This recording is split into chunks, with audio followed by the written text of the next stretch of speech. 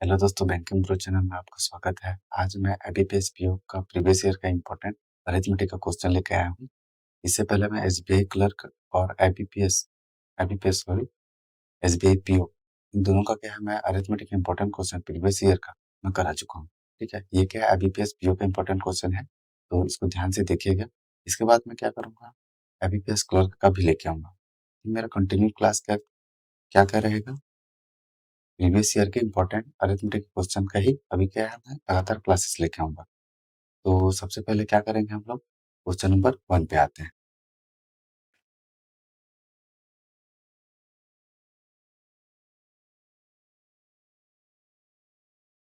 ठीक है, question number 1 पे आते हैं। क्वेश्चन नंबर 1 पे क्या बोल रहे हैं कि ये बोट एंड स्टीम का क्वेश्चन है। यहाँ पे क्या बोल रहे हैं, नाव 2 घंटे में धारा के नीचे x किलोमीटर जाती है और धारा के प्रतिकूल नाव द्वारा तय की गई समान दूरी 3 घंटे में तय की जाती है। यदि धारा की गति 3 किलोमीटर प्रति घंटा है तो 2x ज्ञात कीजिए। ठीक है, 2x का हमको वैल्यू निकालना है। तो चलिए इसको सॉल्व करते हैं।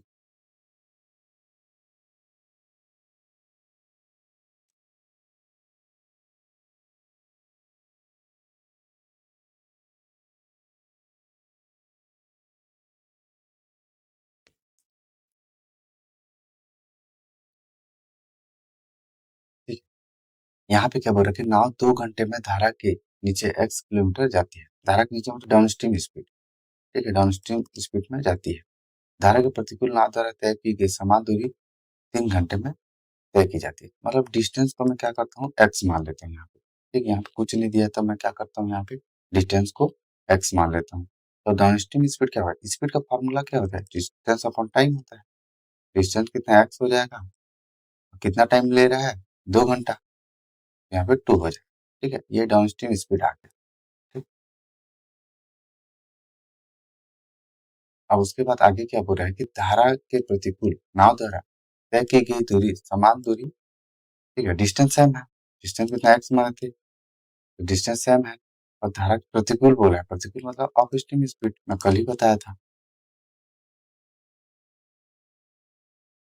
तो इसका वैल्यू क्या हो जाएगा, यहाँ पे एक्स डिवाइड बाई कितने घंटे पे तय कर रही है, 3 घंटे में, तो 3 हो जाएगा। जब भी क्या होता है, ये धारा है, ये बोट है, जब क्या धारा समान दिशा में चलती है नाव की, तो डाउन स्ट्रीम स्पीड होता है। जब धारा अपोजिट चलती है तो अप स्ट्रीम स्पीड होता है। मैं कल बताया था इसको अच्छे से, इसलिए मैं क्या अभी इसको अच्छे से नहीं बता रहा हूँ। ठीक, कल मैं इसको बता चुका हूँ डिटेल से। और जिनको क्या ये समझ में नहीं आ रहा तो क्या करना, मेरा प्रीवियस क्या है, इसका वीडियो टॉपिक वाइज वीडियो मैं पहले ही डाल चुका हूँ, उसको देख लीजिए। इतना हो गया। उसके बाद क्या बोल रहा है कि करंट सी मानता हूँ मैं करंट को। कोई लोग एस मानते हैं, कई लोग भी मानते हैं। ठीक, मैं सी मानता हूँ। करंट मतलब धारा को, धारा की जो गति है, स्पीड है, वो कितना दी है, 3 किलोमीटर पर आवर दिया है यहाँ पे। ठीक है,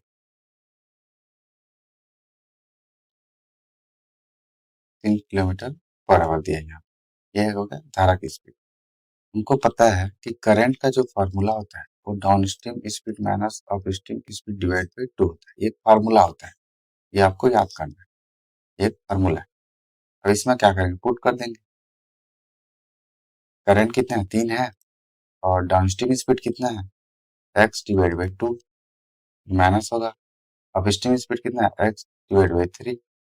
नीचे में क्या हो जाएगा, यहाँ पे 2 हो जाएगा। ठीक, 2 को इधर ले आएंगे। मैं क्या करूंगा, शुरू में ये 2 को इधर ले आता हूँ।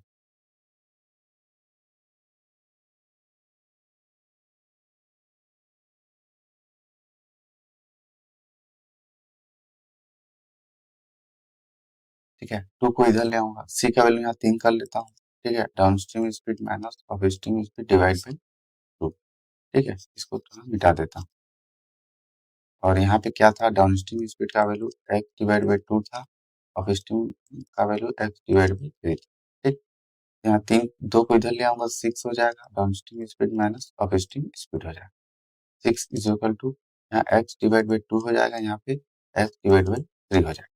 ठीक, अब यहाँ एलसीएम ले लेंगे, कितना ले लेंगे, 6 ले लेंगे। यहाँ पे 3x हो जाएगा, यहाँ पे 2x हो जाएगा। ठीक, इज इक्वल टू 6 हो जाएगा। 6 इधर आ जाएगा, 6 इधर आ जाएगा, तो यहाँ पे कितना होगा, 36 हो जाएगा। तो x का वैल्यू कितना हो जाएगा, 36 हो जाएगा यहाँ पे। लेकिन हमको क्वेश्चन पे क्या बोला है, यहाँ पे 2x निकालना है, तो 2 इंटू 36 कर देंगे, तो यहाँ पे 72 आ जाएगा। ठीक है, तो हमारा आंसर क्या होगा, 72। तो ऑप्शन बी क्या होगा, सही होगा। ऐसे ही क्या इसको सॉल्व करना है। ठीक,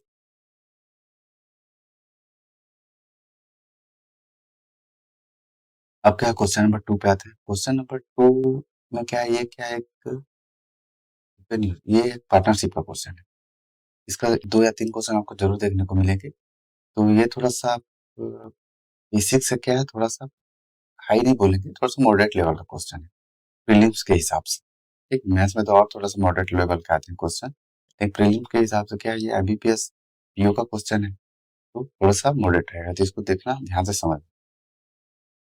तो यहाँ पे क्वेश्चन पे क्या बोल रहा है कि ए 6,400 रुपए का निवेश करता है और बी एक व्यवसाय में क्या करता है, 7,200 रुपए का निवेश करता है।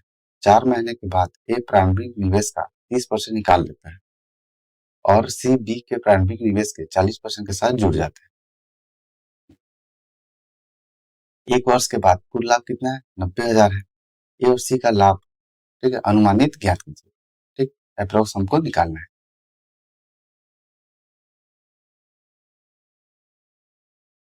यहाँ पे क्या बोल रहा है कि ए बी और सी है, ये निवेश कर रहे हैं। ठीक है, ए कितना कर रहा है, 6400 निवेश कर रहा है, बी कितना कर रहा है, 7200 निवेश कर रहा है। सी के बारे में आगे पता चलेगा हमको। ठीक, 4 महीने के बाद ए प्रारंभिक निवेश का 30% निकाल लेते हैं। इसको मैं सॉल्व करने के लिए इसको 0 0 काट दूंगा, 8 से डिवाइड कर दूंगा, 8 8 64, 8 9 72। इजी पड़े इसलिए किया। ठीक, ऐसा आप भी करना है एग्जाम में। उसके बाद एक प्रारंभिक निवेश का 30% निकाल लेते हैं, मतलब 80 का 30% निकाल लिया, तो कितना बचा, 70% बचा। ठीक है, 0 से 0 कट जाएगा, 8 7 56। ये पहले क्या है, 4 महीने के लिए निवेश करेगा, तो 4 महीने के बाद क्या करता है, 30% निकालता है, तो 80 में 30% निकाल लेगा तो कितना बचेगा, 56 बचेगा। देखो बचा हुआ हिस्सा कितना, 70% है, 8 7 56 बचा। ठीक है, अब बचा हुआ कितना करेगा, 8 महीने इन्वेस्ट करेगा। क्यों, टोटल कितना बोला, 1 वर्ष के लिए बोला है, और 1 वर्ष में कितना 12 मंथ होते हैं, 4 मंथ पहले निवेश कर चुका है, बचा हुआ कितना मंथ के लिए निवेश करेगा, 8 महीने के लिए। ठीक, अब इसमें कुछ बोला नहीं गया, तो ये 12 मंथ के लिए निवेश करेगा। उसके बाद क्या बोला है कि सी बी के प्रारंभिक निवेश का 40% के साथ जुड़ जाता है। बी कितना है, 90 है, उसका 40% के साथ जुड़ जाता है, तो 40% कितना होगा, 36। तो 36 के साथ क्या होता है, वो जुड़ जाता है। और ये कितना करेगा, क्योंकि यहाँ पे क्या बोला है कि प्रारंभिक निवेश 40% जुड़ जाता है, क्योंकि 4 महीने के बाद, तो यहाँ पे कितना आएगा वैल्यू, 8 मंथ हो जाएगा यहाँ पे, क्योंकि 4 महीने के बाद ही सी आ रहे हैं। जो जो कटेगा काट लेंगे, 4 से काट लेंगे, 4 4 4 दुनिया 4 तिया 12, 4 दुनिया 2 से काट लेंगे, 2 कट जाएगा, 2 चौम 8, एक क्या होगा, 2 45 हो जाएगा, यहाँ पे 2 कट जाएगा। अब हमारे पास वैल्यू कितना आ जाएगा, यहाँ पे क्या आ जाएगा, 96 आ जाएगा, जुड़ जाएगा तो 45 तिया कितना होता है, 5 तिया 15, 5 4 12 135 होता है, यहाँ पे 36 आ जाएगा। ठीक,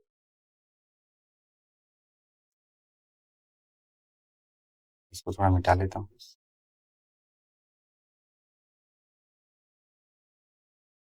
यहाँ पे कितना है, 96, यहाँ पे 135 और यहाँ पे 36। 3 से कटेगा, काट लेते हैं, 3 तिया 9, 3 दूनी 6, 3 चौ 12, 3 पंचे 15, 3 एक कम 3, 3 दूनी 6, कितना आ गया। अब हमको आगे क्वेश्चन में क्या बोला है कि ए और सी का लाभ का अनुमानित ज्ञात कीजिए।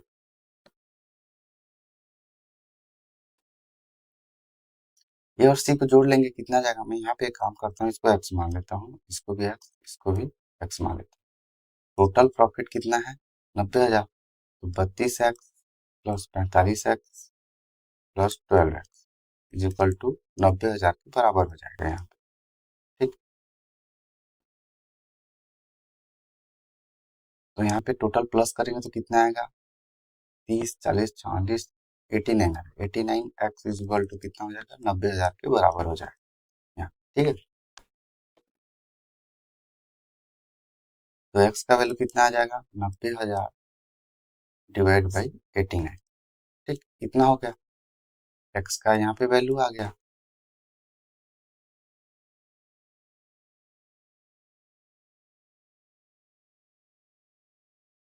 ठीक है, यहाँ पे x का वैल्यू आ गया, हमको a और c का लाभ निकालना है। a और c कितना है, 32x है a, और c कितना है, 12x है। सो प्लस कर देंगे तो 44x आ जाएगा। x का वैल्यू पुट कर देंगे, 44 इंटू 90,000 डिवाइड बाई 89। अप्रॉक्स बोला है तो इसको क्या करूंगा, मैं 90 ले लूंगा, नीचे को 89 है, इसको क्या करूंगा 90 ले लूंगा, ये कट जाएगा, यहाँ पे 1000 होगा, तो यहाँ पे कितना हो जाएगा 44,000 हो जाएगा। तो हम लोग एक ऐसा वैल्यू देखेंगे जो क्या है इसके आसपास, 44,000 के आसपास है। ठीक, तो वैल्यू कौन सा है, ऑप्शन सी है। ठीक, तो ऑप्शन सी क्या होगा, सही होगा, क्योंकि यहाँ पे अप्रोक्स बोला है, इस चीज को ध्यान में रखना। ठीक, क्या करते हैं हम जल्दी जल्दी में भूल जाते हैं।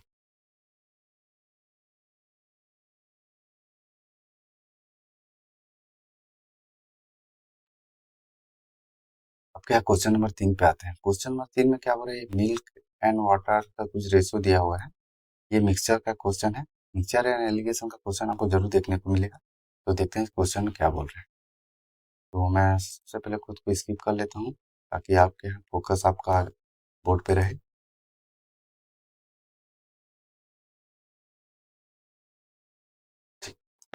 यहाँ पे क्या बोल रहे हैं कि एक जार में, ठीक है, दूध और पानी होता है। दूध और पानी का अनुपात कितना होता है, 8:x होता है। ठीक है, 8:x होता है।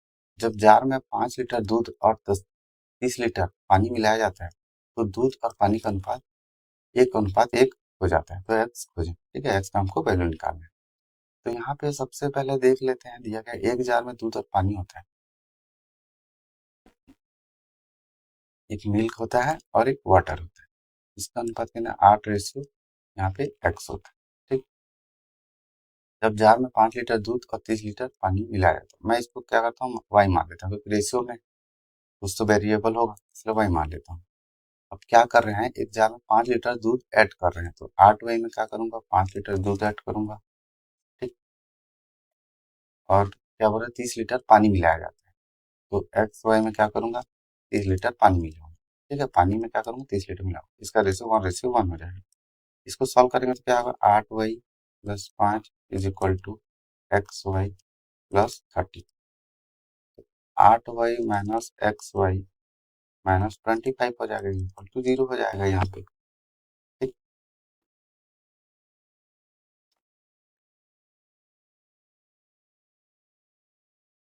तो इसको देखो, इसको हम किसी भी तरीके से हम लोग इसको सॉल्व नहीं कर सकते, क्योंकि यहाँ पे दो वेरिएबल आ गया, एक्स और वाई दोनों का वैल्यू हमको पता नहीं है, तो इसको क्या हम लोग सॉल्व नहीं कर सकते, इसलिए यहाँ पे क्या होगा, ऑप्शन ही सही होगा, कांट बी डिटरमाइन। ठीक,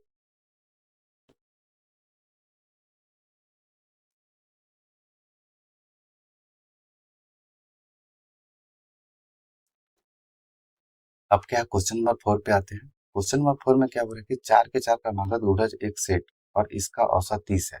यदि एक अन्य श्रृंखला जो 5 क्रमागत सम संख्या श्रृंखला है, जो सबसे कम संख्या है, 4 के इन 4 क्रमागत गुणकों में से दूसरी सबसे कम गुणज के बराबर है।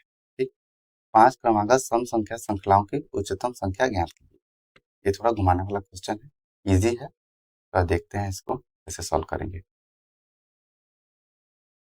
तो 4 के 4 क्रमागत गुणज बोला है, मतलब 4 का क्या मल्टीपल होगा, यहाँ कोई भी जो भी वेरिएबल होगा 4 का मल्टीपल होगा, तो 4 का मल्टीपल होगा, मैं मान लेता हूँ n है। ठीक है, जो 4 से मल्टीपल है वो क्या है, पहला क्या है, n है, तो मतलब 4n करेंगे हम लोग। ठीक, क्योंकि 4 का मल्टीपल है, जिसका क्या है 4 से मल्टीपल होगा, मल्टीप्लाई होगा, वो n मान लेता हूँ। लेकिन इसके बाद क्या है, 4 का क्रमागत गुणज है, मतलब जो भी वैल्यू होगा वो 4n+4 होगा यहाँ पे। ठीक है, क्योंकि 4 के गुणज है, क्योंकि +4 करेंगे, मान लो देखो n को मैं मान लो 8 मान लेता हूँ, तो 8 चौक कितना है, 32 हो गया, और यहाँ पे 8 चौक 32, 4 कितना होगा, 36 होगा, तो इसका डिफरेंस कितना है, +4, +4 +4 होते जाएगा। ठीक, ऐसा हमको मान के लेके चलना पड़ेगा। ठीक,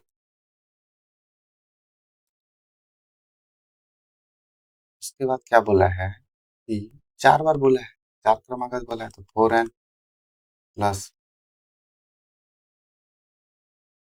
1 मिनट,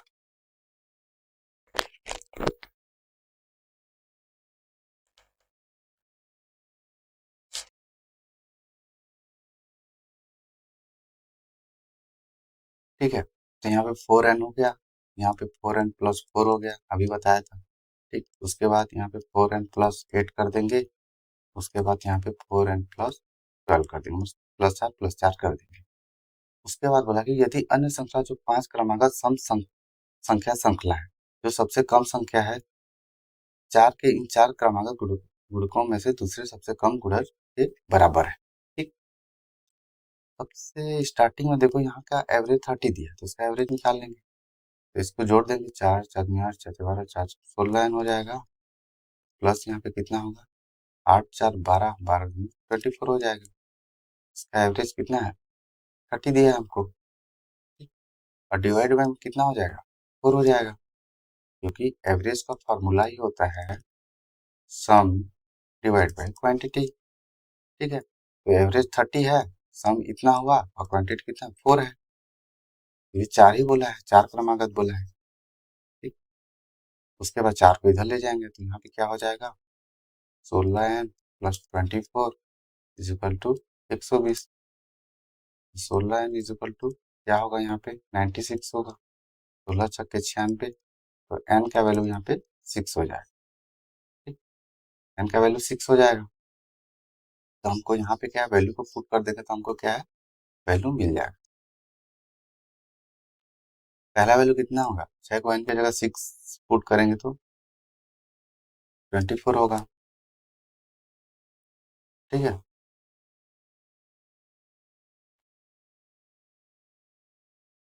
उसके बाद फिर पुट करेंगे तो दूसरा वैल्यू कितना हो जाएगा 28 हो जाएगा, ये तीसरा वैल्यू 32 हो जाएगा, चौथा वैल्यू 36 हो जाएगा।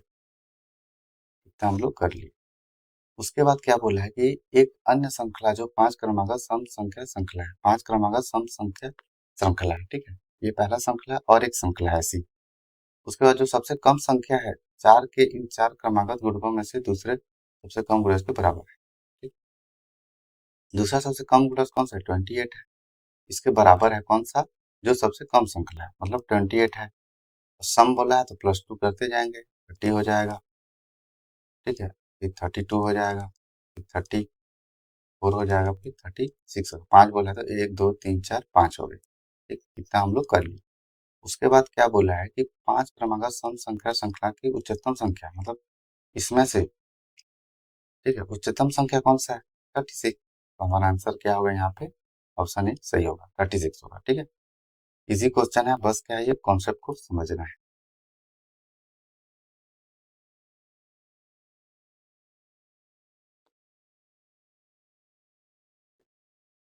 अब क्या क्वेश्चन नंबर 5 पे आते हैं।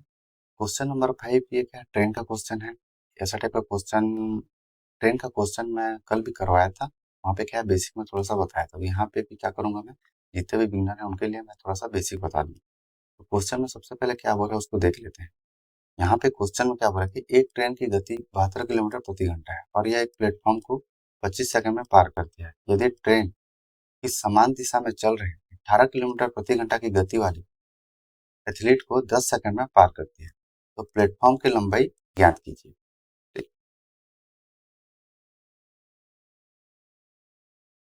तो यहाँ पे खुद को मैं थोड़ा स्किप कर लेता हूँ। ठीक है, तो यहाँ पे क्या बोल रहा है कि एक ट्रेन की गति 72 किलोमीटर प्रति घंटा है, और ट्रेन का जो स्पीड है वो 72 किलोमीटर पर आवर में हमको दिया है। एक प्लेटफॉर्म को 25 सेकंड में पार करती है। ठीक है, तो जब भी क्या होगा डिस्टेंस यहाँ पे क्या होगा, कोई भी ट्रेन होता है थोड़ा सा बता देता हूँ, तो क्या करता है एक कोई बड़ा जिसका लेंथ क्या है ऑलरेडी क्या क्या होता है ज्यादा होता है, जैसे एक सुरंग को पार करता है। ठीक, सुरंग को पार करेगा या प्लेटफॉर्म को पार करेगा, कोई ब्रिज को पार करेगा, तो जो ट्रेन का लेंथ होता है और प्लस जो प्लेटफॉर्म का लेंथ होगा सुरंग का लेंथ होगा जो भी वेरिएबल दिया होगा, इसको प्लस करेंगे तो ये क्या है डिस्टेंस के बराबर होगी। लेकिन ट्रेन क्या करेगा एक व्यक्ति को पार कर रहा है या एक खंभा को पार कर रहा है, ठीक, जिसका क्या लेंथ बहुत कम होता है, तो ट्रेन का जो लेंथ होता है वो डायरेक्टली क्या डिस्टेंस के बराबर होता है। ठीक, ये चीज क्या है मैं आपको कल भी थोड़ा सा बताया था, आज भी मैं थोड़ा सा बता दे रहा हूँ। तो इसमें क्या करेंगे जो डिस्टेंस लेंगे वो ट्रेन का लेंथ होगा प्लस प्लेटफॉर्म का लेंथ होगा। ठीक, तो ट्रेन का लेंथ प्लस प्लेटफॉर्म का लेंथ डिस्टेंस हो गया। डिस्टेंस इक्वल क्या होता है, स्पीड इंटू टाइम होता है। तो 72 क्या है, किलोमीटर पर आवर में दिया है, और इंटू कितना है, 25 सेकेंड में दिया है। ठीक, इसको अच्छे से लिख लेता हूँ। 72 kilometre per hour into 25 second. ठीक है, distance equal speed into time, ये स्पीड है ये टाइम है। ठीक, तो समझ में आ गया। लेकिन इस चीज को आप ध्यान में रखना, यहाँ पे जो स्पीड है वो किलोमीटर पर आवर में दिया है। देखो 72 क्या है, किलोमीटर पर आवर में दिया है, लेकिन जो टाइम है वो किया है 25 सेकंड में दिया, आवर में नहीं दिया। तो मैं क्या करूंगा, स्पीड को मैं मीटर पर सेकंड में चेंज कर दूंगा।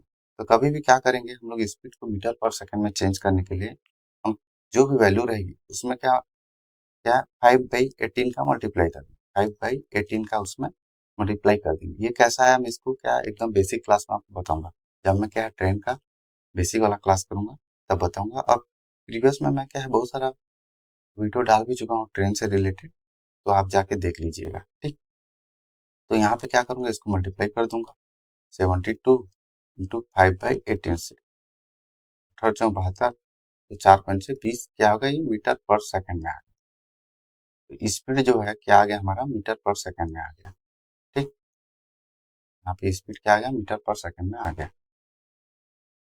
तो मैं इस वैल्यू की जगह क्या करूंगा, 20 पुट कर दूंगा।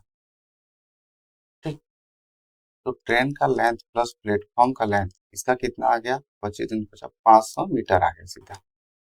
ठीक, यहाँ पे 500 मीटर सीधा आ गया। ठीक,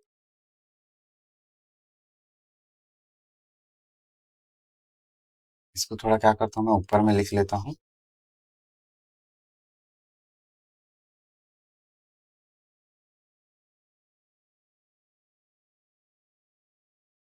ट्रेन का लेंथ प्लस प्लेटफॉर्म का length is equal to 500 metre.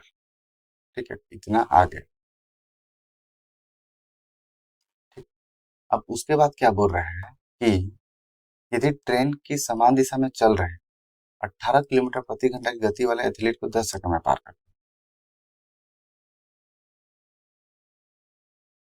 क्या एक एथलीट है, ठीक, एक क्या है एथलीट है, इसका स्पीड जो है कितना है, 18 किलोमीटर पर आवर। मैं क्या करूंगा, सेम 18 किलोमीटर पर आवर को क्या करूंगा, मीटर पर सेकंड में चेंज कर दूंगा। तो 5/18 का क्या मल्टीप्लाई कर दूंगा, तो 5 क्या है मीटर पर सेकंड आ जाएगा स्पीड, किसका, एथलीट का स्पीड। ठीक है, अब उसके बाद क्या करेंगे, 10 सेकंड में पार करते हैं ट्रेन। तो मैं अभी बताया था जो ट्रेन का लेंथ होता है वो इक्वल टू डिस्टेंस के बराबर होता है। जब क्या करते हैं वो क्या है, जिसका लेंथ बहुत कम होता है उसको पार करते हैं। तो यहाँ एथलीट को पार कर रहे हैं, एक व्यक्ति है उसका लेंथ कम है, तो जो ट्रेन का लेंथ है वही क्या होगा, डिस्टेंस होगा। तो ट्रेन का लेंथ यहाँ ले लेंगे, डिवाइड वाइड में क्या करेंगे, स्पीड 5 ले लेंगे, इज इक्वल टू कितना टाइम लग रहा है, 10 सेकंड लग रहे हैं। ठीक, क्योंकि टाइम इज इक्वल क्या है, डिस्टेंस अपन स्पीड होता है, वही इसको पुट किया हूँ वैल्यू को। ट्रेन का लेंथ कितना हो जाएगा,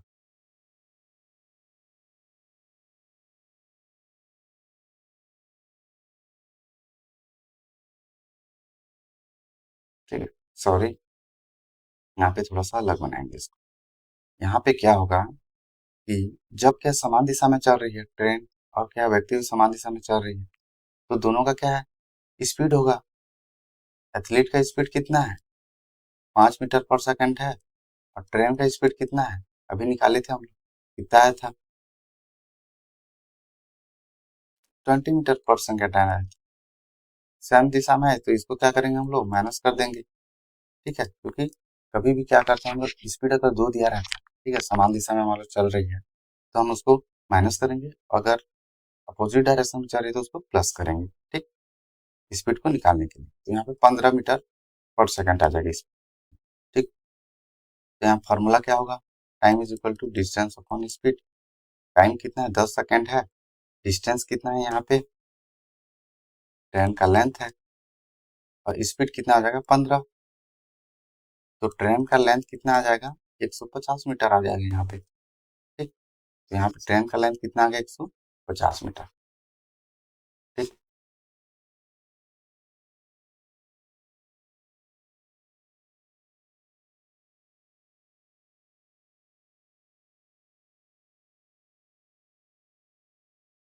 तो ट्रेन का लेंथ का वैल्यू को यहाँ पुट कर देंगे, तो 150 मीटर हो जाएगा, प्लस प्लेटफॉर्म का लेंथ हो जाएगा इक्वल टू 500 हो जाएगा। प्लेटफॉर्म का लेंथ कितना आ जाएगा, इसको माइनस कर देंगे तो 350 मीटर आ जाएगा। ठीक, तो यहाँ पे ऑप्शन डी सही होगा। ऐसे क्या इसको सॉल्व करना है। ठीक,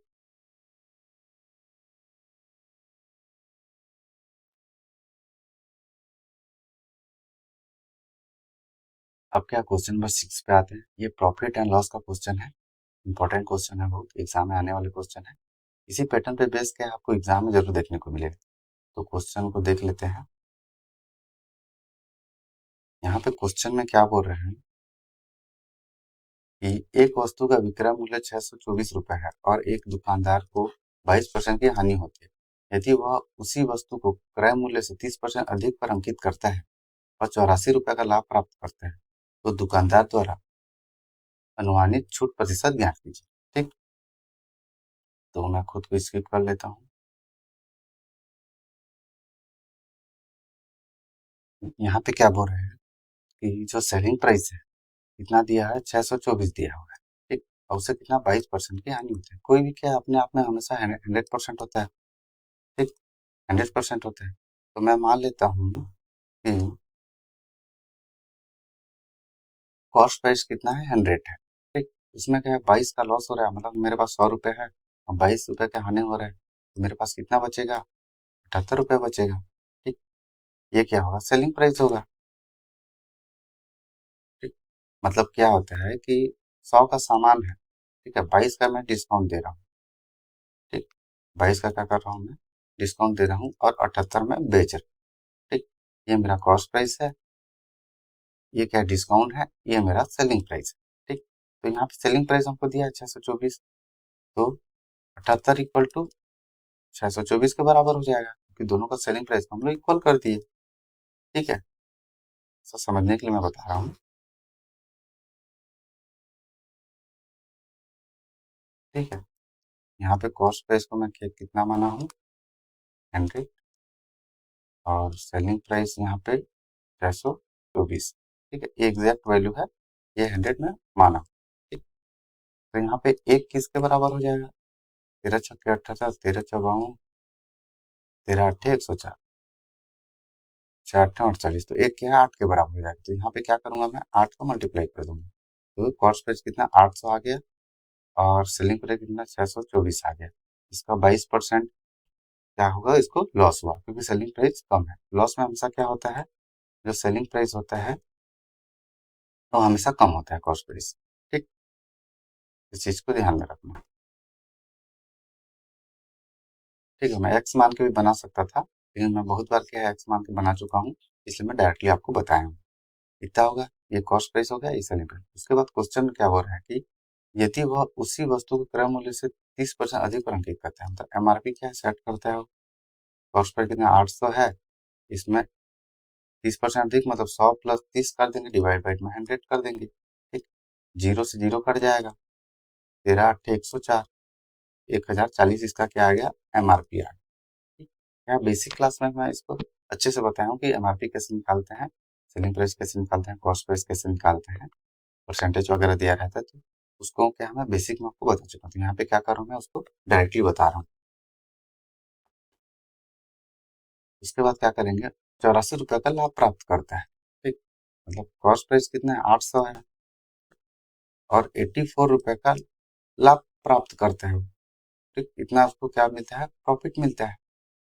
मतलब 884 में इसको बेचेगा, तब जाके क्या उसको 84 रुपए का क्या प्रॉफिट मिलेगा।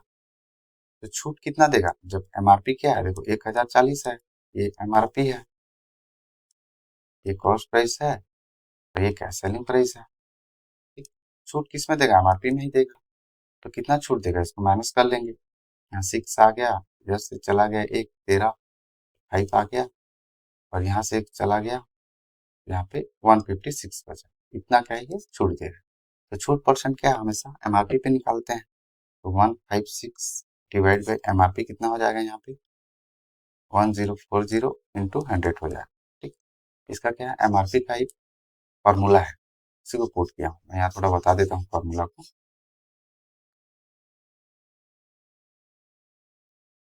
यहाँ जो डिस्काउंट परसेंटेज का फॉर्मूला है वो discount divide by MRP into 100 होता है, ठीक। और डिस्काउंट कहाँ से निकालेगा, एमआरपी माइनस सेलिंग प्राइस से हमको डिस्काउंट मिलता है, वही क्या पुट किया हम यहाँ पे 156 डिवाइड बाई 1040 इंटू 100, ठीक।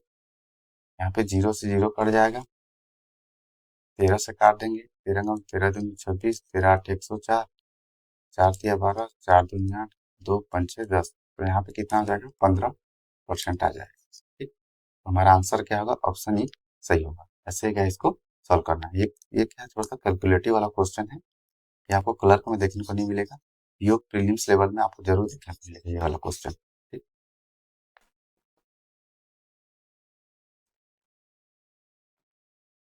अब क्या क्वेश्चन नंबर 7 पे आते हैं। ये क्या है, टाइम एंड वर्क का क्वेश्चन है। ये वाला क्वेश्चन आपको बहुत देखने को मिलेगा, ये बहुत मोस्ट इंपॉर्टेंट क्वेश्चन है। ऐसा क्या है, आपका पैटर्न सेम रहेगा, बस क्या वैल्यू बस चेंज होता है और रिपीटेड होने वाले क्वेश्चन है। ये मोस्ट टाइम पे क्वेश्चन है, तो ध्यान से देखिएगा, अच्छे से समझाऊंगा।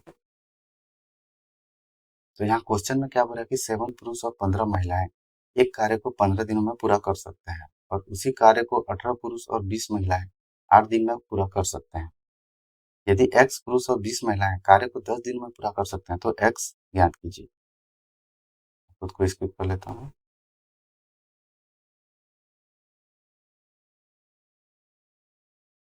ठीक है, यहाँ पे क्या बोल रहा है कि 7 क्या है, मेल है, ठीक है, प्लस 15 क्या है, फीमेल है। ये 15 दिन तक काम करते हैं। ऐसा मैं क्यों लिया उसको भी बता देता हूँ।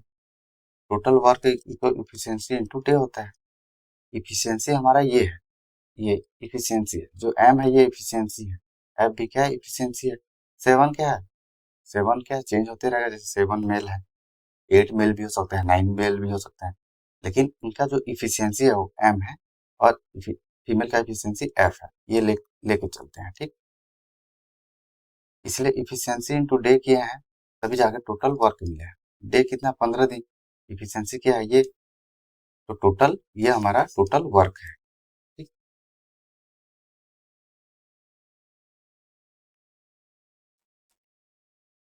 इक्वल टू कर देंगे, उसके बाद उसी कार्य को बोला, मतलब वही वर्क, मतलब दोनों वर्क को मैं क्या किया हूँ यहाँ पे इक्वल कर लिया हूँ, क्योंकि वही वर्क है।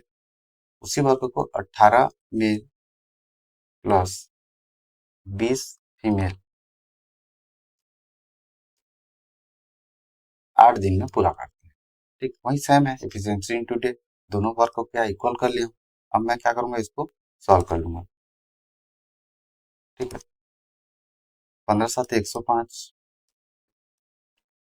15 15 का 225 एफ हो जाएगा, 18 8 144 एम हो जाएगा, यहाँ पे 160 एफ हो जाएगा, ठीक। अब एम को इधर ले जाएंगे, ठीक है, मेल को इधर ले जाएंगे और फीमेल को इधर ले आएंगे, ठीक है। तो यहाँ पे कितना हो जाएगा, 65 एफ हो जाएगा, और इधर जाएगा तो यहाँ पे वैल्यू कितना हो जाएगा, 9, ठीक है।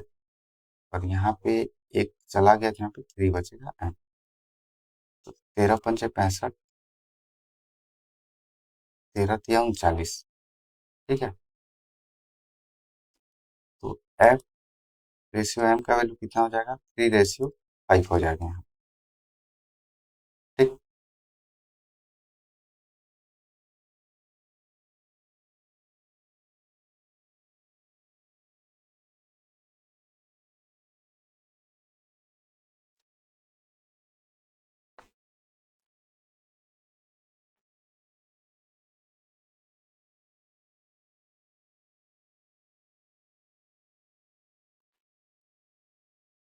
अब क्या करेंगे, इसका वैल्यू को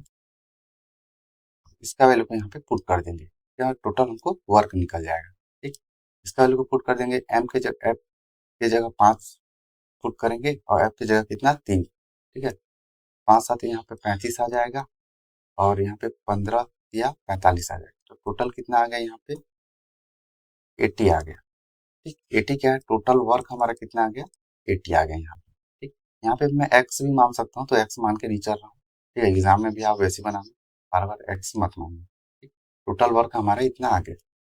अब उसके बाद बोल रहा है कि यदि एक्स पुरुष और 20 महिलाएं कार्य को 10 दिन में पूरा कर सकते हैं तो एक्स का मान ज्ञात। ठीक है, उसी कार्य को जब भी ऐसा टाइप का क्वेश्चन आएगा क्या करेंगे, उसी कार्य को सब लोग करेंगे। तो एक्स पुरुष है प्लस 20 महिला है। ठीक है, तो एक्स पुरुष है तो एक्स मेल कर लेता हूँ, 20 फीमेल कर लेता हूँ, तो मिलकर 10 दिन में कार्य को कर रहे हैं। ये भी टोटल वर्क के बराबर है। ठीक, तो एक्स करूंगा, एम के जगह वैल्यू कितना पुट करूंगा, अभी बताया था मैं। यहाँ पे एफ रेशियो एम कितना आया था, कितना आया था यहाँ पे, यहाँ 5 आया था और यहाँ पे 3 आया था। ठीक है, 3:5 आया। ठीक,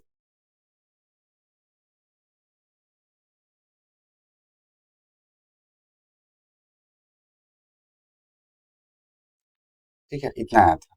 और यहाँ पे क्या है, टोटल वर्क देखो, यहाँ पे सॉरी, यहाँ पे क्या है, इंटू 15 भूल गया हूँ, तो यहाँ पे इंटू 15 भी होगा। ठीक, यहाँ मल्टीप्लाई 15 भी होगा।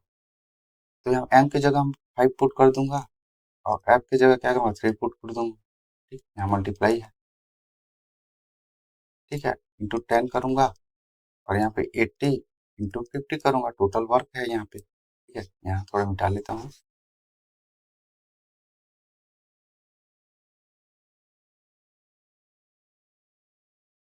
तो यहाँ 5x आ जाएगा। ठीक है, 20 या 60 आ जाएगा, 10 से क्या काट दूंगा। ठीक है, 10 8 80, 15 8 120 हो जाएगा।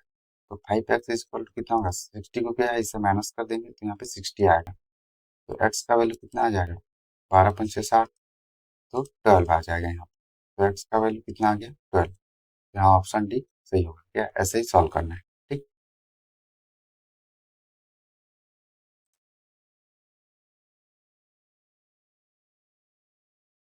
तो ये रहा गाइस आज का क्लास। ठीक है, आज मैं क्या किया कि IBPS PO का प्रीवियस ईयर का अरिथमेटिक का इंपॉर्टेंट क्वेश्चन लेके आया था। इसमें एक दो क्वेश्चन और बचे हैं, उस क्वेश्चन को क्या है मैं नेक्स्ट क्लास में करवाऊंगा। तो यहाँ पे क्वेश्चन नंबर 8 है, ये क्या है, होमवर्क है आपके लिए। इसका क्या है आंसर मैं कल बताऊंगा। तो आप क्या है इसको सॉल्व करके कमेंट पे क्या है बताना कि इसका आंसर क्या है। ठीक, अब क्या है नेक्स्ट क्लास में मिलते हैं। Please guys like and subscribe कर देना। धन्यवाद।